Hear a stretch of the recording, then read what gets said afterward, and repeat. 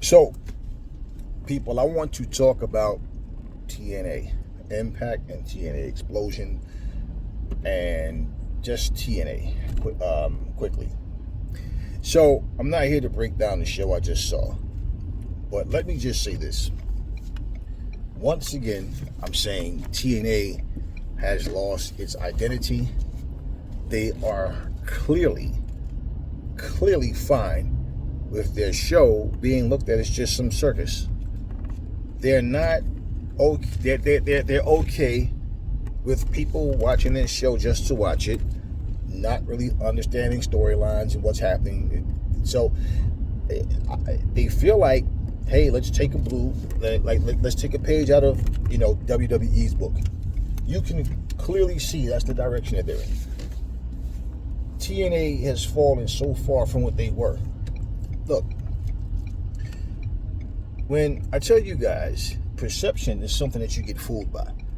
And also, a lot of you believe the words of liars. Okay, Jakara Jackson, Cora Jade, Lash Legend. Now, people that you saw going back and forth from NXT to TNA. Like I told you, this is NXT's is WWE's developmental league. I said it once and I'm saying it again. I'm just trying to wake people up. You hear different people. The Rock, CM Punk, The Undertaker, Bayley, okay,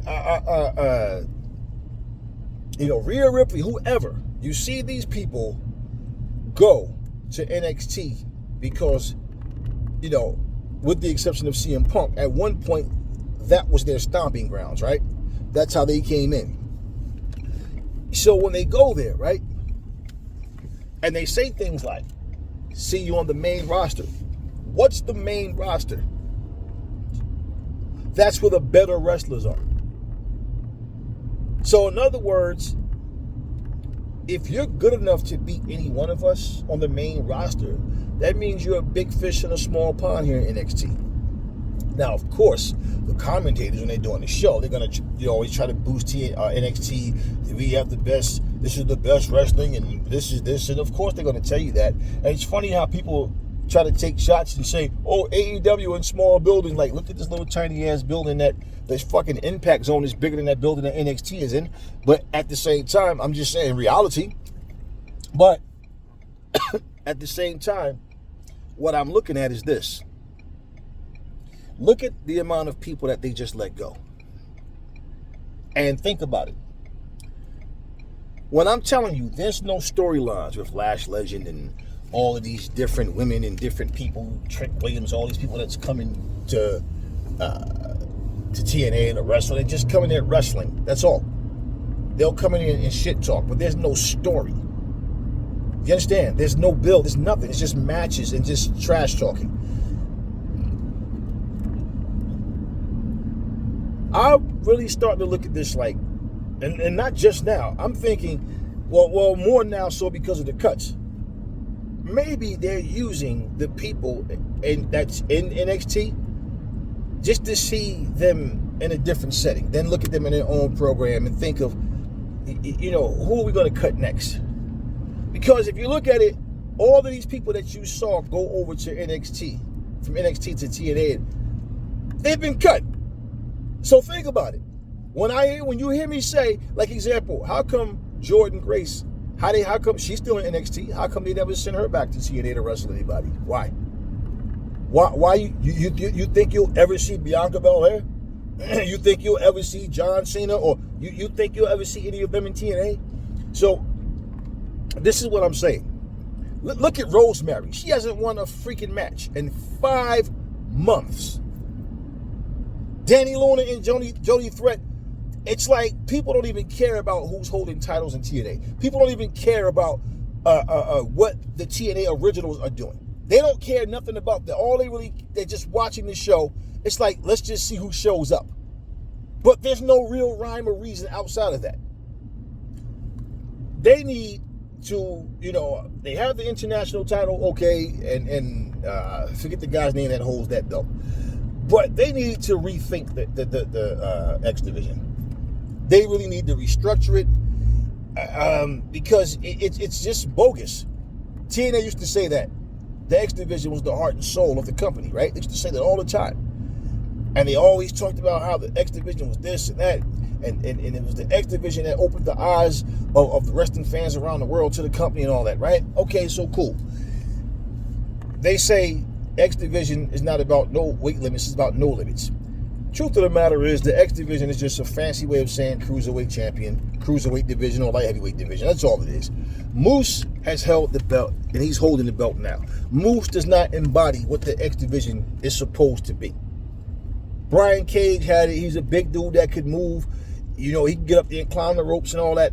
It's like they focus more on the X Division match when they have it than they do the X Division itself.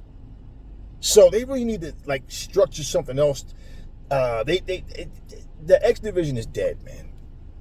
And the problem too is the X Division wrestlers. There is no X Division. It's the same people fighting for the World Championship, fighting for the International Championship, just wrestling outside of the X Division. So Moose, 280 pounds or whatever the hell he is just running around holding a title that little guys are known to have. And I don't see anything happening with this belt, with this division, period, that means anything. And I'm watching this program and I'm just sitting there like, wow. Explosion is nothing but a bunch of old matches that they show, and then they'll show like the main event of whatever that card was. And of course, if they have a Impact episode, even if they have a decent crowd, which is it's more normal because you can't even call X Division, you can't even call Explosion a B show because it's not even a full show. But it's just a show, and they just show a bunch of old matches.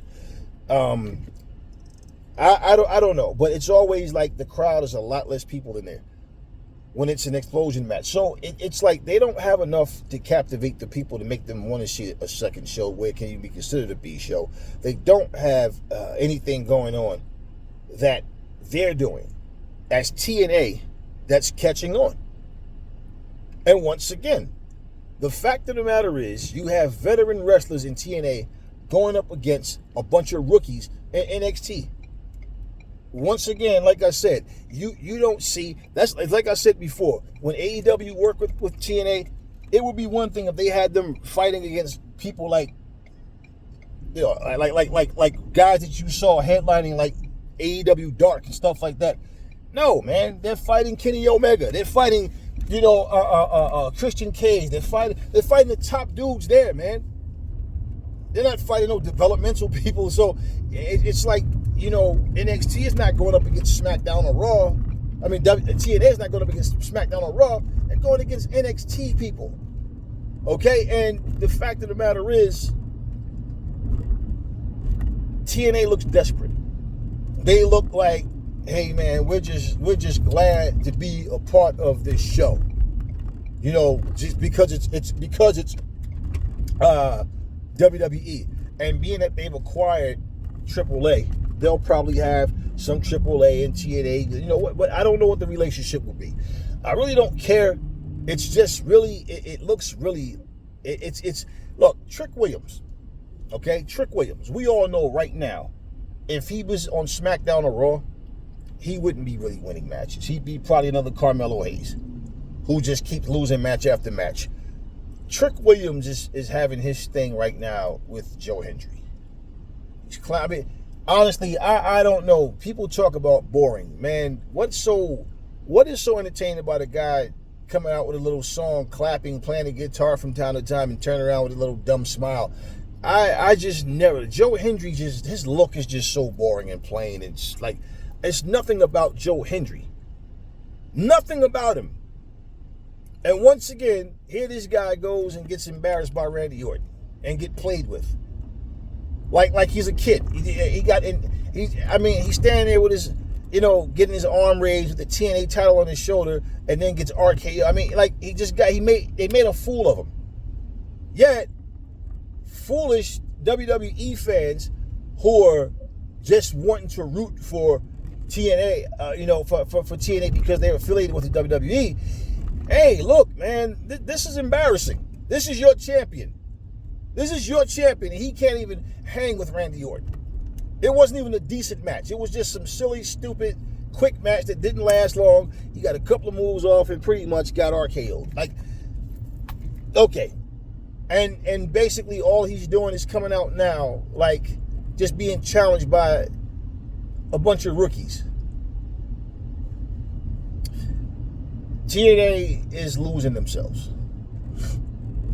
They're losing themselves. And look at the amount of time they've been working with WWE, right? Their ratings haven't did anything. Their crowds aren't getting any bigger now. This has become overkill, like I said, because it's every week it's just somebody popping up. And yet they're burying people like Rosemary, people like Jody Threat, people like Danny Luna. They're burying these people. Yet you take somebody like Tessa Blanchard, who nobody cares and wants to see. Now they're pressing up T-shirts, her merchandise, I hate Tessa and all this and whatever. And like, they're really trying to make this work. But I'm looking at them like, you guys are pushing all for all of the wrong things, man. Like, really, as a company, this direction they're going in, like, is just so backwards. They have no identity. They have no identity. Everything about them is just go along with the program. You know, hopefully something will happen for us in the midst of all this, because I fail to see any progress in TNA.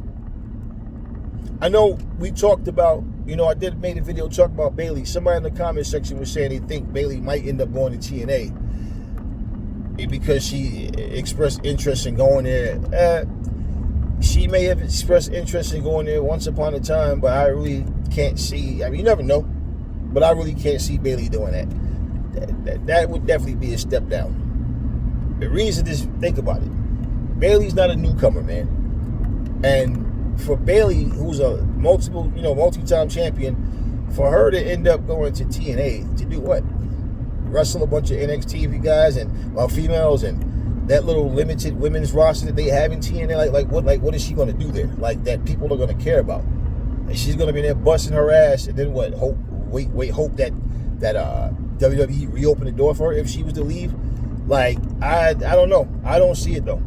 And I know her and Sasha Banks are like best friends or whatever. I think a lot of WWE people already are turning their backs on her just because of Jonathan Coachman's comment, because they probably feel like, yeah, Bayley's probably going to be out the door next. You know, it's like the Karrion Kross situation, man. This dude, I was watching Karrion Kross in the Indies. I watched him when he came to TNA as Killer Kross. He's not as jacked as he was. He's not jacked at all anymore. Now he's flabby as hell. I don't know what happened to him, but whatever. Just saying, I was watching this guy then. So, you know, unlike you guys who only watch WWE and don't know shit about wrestling, but you just think because you watch WWE that you know everything about wrestling. You don't. But, you know, somebody said, how the hell are they going to let go of Braun and keep this whack-ass Karrion Kross? And I'm like, yeah, well, look at how they were using Braun. Look at how they were using him. I'm pretty sure. You guys think that these people are so happy just because they're in the WWE, man. But these people have a lot to say. It's like your job that you work at. You might like the job. You're getting the paycheck from there, but you have your days where people piss you off and you don't want to be there either. I was watching this video of The Ultimate Warrior right here on YouTube. It was some apology video, and he kept fucking the lines up, and he couldn't get it right, and he finally got it right. But all the arguing and bickering back and forth while he was doing it, and just the whole, like, people think, like, you can play a heel and really be a good person. You can play the good guy. You can play this, I'm all about justice, and be the most bigoted, racist, full of hate, person there is. Like, so that doesn't mean anything. You know what I'm saying? In terms of where people go, it's how you're going to be treated on top of that, man. I think that's an injustice if Bayley goes to TNA. At this point, it's not like TNA is booming. Everything is just up and firing. And, and I do, look, she can't leave WWE, come to AEW or TNA with the same gimmick. She needs something different. She needs something that's her. Something that's give her a different feel. And of course, WWE fans are going to want to hate on her simply because she left the WWE and came to AEW, if that's what happens. But yeah, going to TNA, like there's absolutely nothing happening in TNA that's even interesting right now. Nothing. And it's like I'll sit there and watch it. It's really hard to watch it. Like I'll watch it, and like I said, man, I'm sitting there and I'm watching like the old DVD, like the old stuff that they have, and it's just like, wow, what happened, man? And even that version of TNA was getting nothing but hate and criticism. But damn it, man, that version of TNA was actually that was interesting, was entertaining, and I was all in. But man, it's like when I watch TNA now, it's really just like I said, you really find yourself like, just like, what happened? How did you guys get to this point? Like, hey, man, it is what it is, but TNA need to find themselves. They really do, and where they are right now, this isn't a good look for them.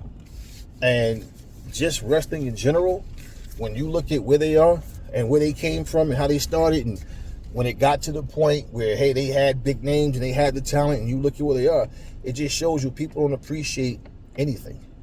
Because when they were able to put 3,000, 4,000 people in seats, they're only putting 3,000, 4,000 people in the seats, and they got a 15,000 seat arena, and WWE's it right now. I bet you they wish they could put 3,000 people in the seat now. And pretty much, y'all, that's just the way it goes, man. Like, people talk, they say all of this nonsense, favoritism, and just running their mouths about, who's going where and what, and who did this and who. But when you look at it, think about it. They let people go that was going back and forth, crossing over from NXT to TNA. TNA is not going to be able to afford all these people that they cut. Who? Who are they going to, who? You understand what I'm saying? So, and when you look at somebody like Jakara Jackson and Cora Jada, you think they're going to pick TNA over AEW? It would be AEW don't reach out to them or reject them. I don't see anybody picking TNA. You'd be a fool to pick TNA over AEW, to be honest with you. I mean, unless something that they offer you just feel is a better fit. I mean, it's your choice. But what I'm saying is, because TNA is in a position, I would like to see them get as many people as they can if it can help them build up and get more interest. But the way that they're running their show right now, oh my, it's awful, man. It's hard to watch. It's on that. Let's get them to that level of it's like almost on that level of like NWA, man. Like, I don't understand what this vision. I just don't get it. Other than I see they're trying to go that WWE route. Let's just make matches whether they make sense or not. Let's have storylines that don't make sense. Let's just make matches. And it's like nobody cares even care about the main event. They don't even care about the so-called big stars in the TNA. It's more like they're just interested what's going to happen, who's going to pop up from NXT, from NXT now. Like, it's no, you can see even just the crowd reaction and how dead the crowd is. It's like, wow, man. And this is your main event. You guys are sitting there like you at church service. This is morning prayer or something. Like, wow, it's crazy. But hey, look, tell me what y'all think about TNA. That's all I got for you guys. I'll catch you guys on the next video.